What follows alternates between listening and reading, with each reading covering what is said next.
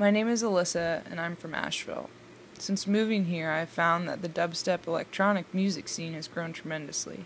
I was exploring Craigslist for a new project and came across a very interesting group.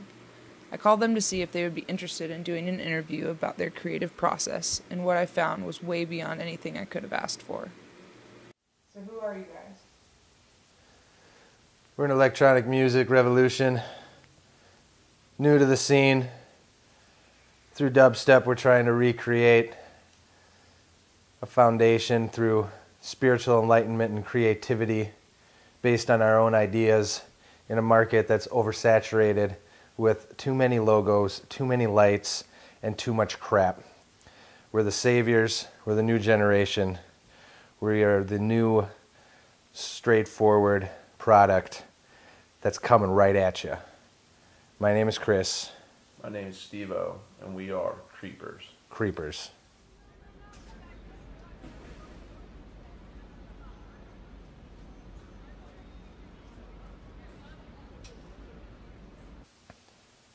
Where did you guys get your name? You know, that's actually a funny story. That's a nickname that was given to me in high school that just kind of stuck with me throughout my life here. And when I hooked up with Steve-O here, it only made sense to put an S on the end of it. And we also like to think that our dance music revolution creeps into your spinal fluid, works its way up into the medulla oblongata, branches out, overtaking the senses to our fans. We like to think it has a dual meaning. So a little bit about inspiration. Where do you go to get inspired? Everything inspires me, from the grass to the sun in the sky, nighttime to dawn. When I really need to get the creativity juices flowing, I've got a little spot I go to, and I like to sit and meditate and immerse myself, surrounded in urban spray paint art.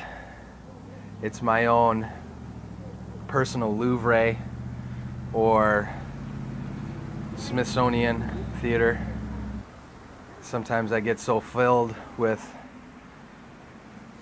inspiration that I go right to work there.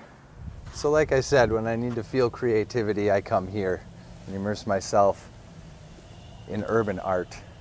It's very colorful.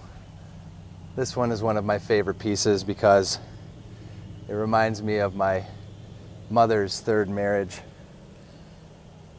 This gentleman right here,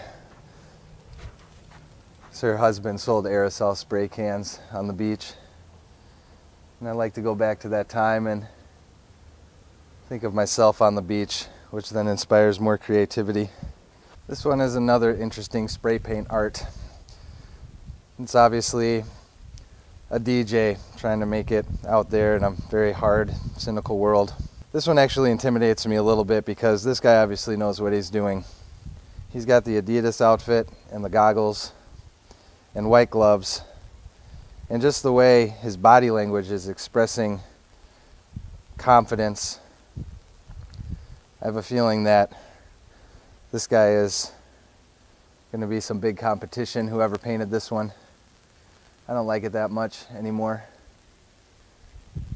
This is actually not conducive to my creativity. Let's move on. Describe your sound. I like to picture my music as a giant bowl of spaghetti where you don't know where one noodle starts and one noodle ends. We like to give our music in a live performance. We like to keep the fans guessing what's going to come next. We like to keep them on their toes. We like to confuse the shit out of them so they don't know what's coming next. We feel like our fans keeping them on the edge of their seat for 3 or 4 hours at a time is a lot better than the predictable stuff that's been dominating the scene in the past. Describe your fan base. We're still kind of working on that piece. We do have one woman Her name is Christy, but she calls herself Sapphire. She has kind of taken it upon herself to head up the fan page, the social media, the marketing, the street team, self-promoting. Some of it I don't really agree with. She's usually around here somewhere.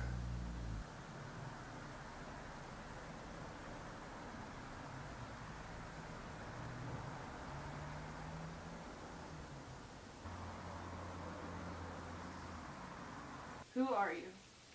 My name is Sapphire. I was originally Christy, but then it just didn't fit me since I started getting into the whole dub culture. Sapphire just really is who I am now. So when I met Steve-O and Chris, my life was changed forever. I'm serious. Never in my life have I ever known love like I know it with them. They have 100% changed my life. After that show, I stayed late, and I had to meet the masterminds behind this. This is the spot where the epiphany seed for my music was sowed. It was about a year ago. I was dating a professional mountaineer who spider monkeyed from the street underneath the rafters here to spray paint our names, signifying our eternal love. Where the harness she was wearing frayed and broke, sending her down to the train tracks below. It was then and there that I became a malicious enemy against anything falling or dropping. So I came here to draw out this easy to read graph trying to explain what our angle is on the ascending climax. Traditional EDM pertaining to dubstep in every single song holds what's known as a bass drop. A crescendo of music up to a certain point of energy release for the fans known as the bass drop, where all the instruments come together, very heavy on the bass and drum, gives the fans a couple of minutes to exude all their energy. Therein lies the problem. Fans get tired. We don't want that.